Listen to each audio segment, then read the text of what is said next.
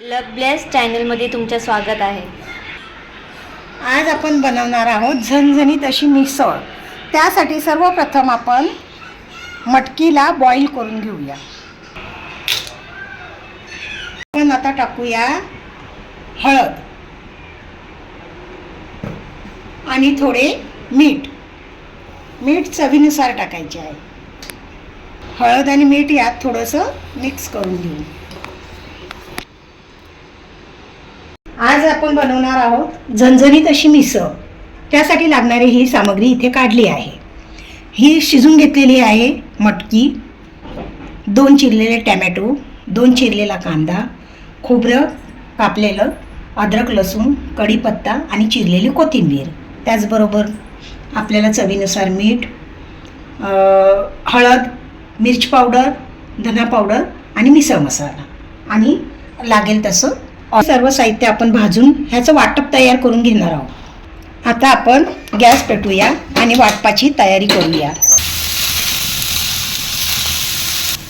आता कांदा आपला भाजून झाला आहे. आता यानंतर आपण खोबरं भाजून घेणार आहोत. आता आपलं खोबरंही भाजून झालं आहे. आपण आता हे सर्व साहित्य भाजून घेतलेलं आहे, खोबरा, कांदा. आता याचं आपण वाटप तयार करू. आपलं वाटप तयार आहे. आता आपण कढाईमध्ये तेल घेत आहोत. प्रथम आपण कढीपत्ता टाकतोय.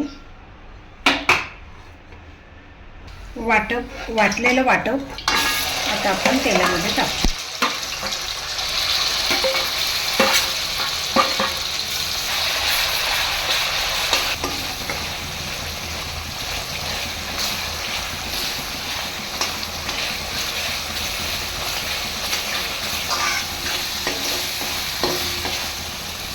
आता वाटपाला तेल सुटलं आहे छान. आपण त्यात आता टॅमॅटो करूया.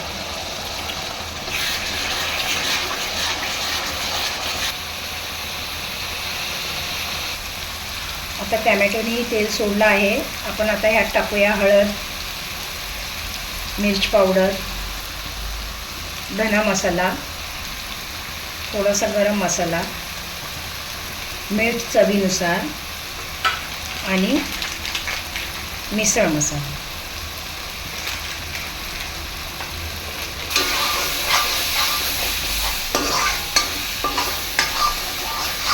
आता वाटपाने छान तेल सोडलं आहे. आता आपण ह्यात टाकूया उकळलेली मटकी.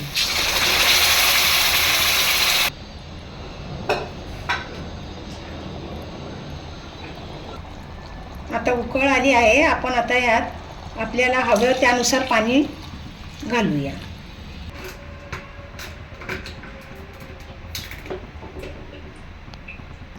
आता मिसळ छान अशी उकळी आलेली आहे.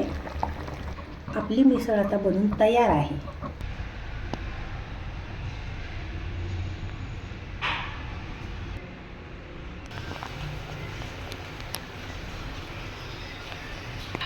आता आपली खाण्यासाठी चविष्ट आणि स्वादिष्ट अशी मिसळ तयार आहे.